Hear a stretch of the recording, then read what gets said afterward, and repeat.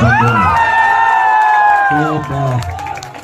লড়াই আমরা শুরু করলাম আজকে, এবং যারা এসছেন অনেক দূর থেকে, আমি এই ফ্যান্স ক্লাব কথাটা বলি না, যদিও তারা বলেন, আমি বলি আমার ভালোবাসার মানুষ, তাদের সবাইকে আমার অনেক অনেক ভালোবাসা, আমার অনেক অনেক আশীর্বাদ।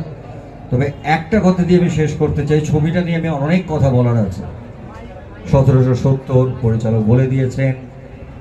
আসলে আজকে আমরা এখানে যারা দাঁড়িয়ে আছি না বাংলার বুকে, তারা কেউ আজকে স্টার নয়।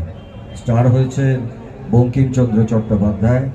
তার উপন্যাস নিয়ে সব থেকে বড় একটা ছবি আমরা ফিরিয়ে আনছি, বাংলা ছবি, বাঙালিদের জন্যে। কারণ আমার জীবনে আমি অনেক সুযোগ পেয়েছি রবীন্দ্রনাথ ঠাকুরের লেখা গল্পে অভিনয় করা। আমার এই ছবিটা প্রধান করার কারণ ছিল আমার জীবনে একটা সুযোগ বঙ্কিমবাবুর লেখা একটা গল্পেতে অভিনয়, তার একটি উপন্যাসে অভিনয় করা।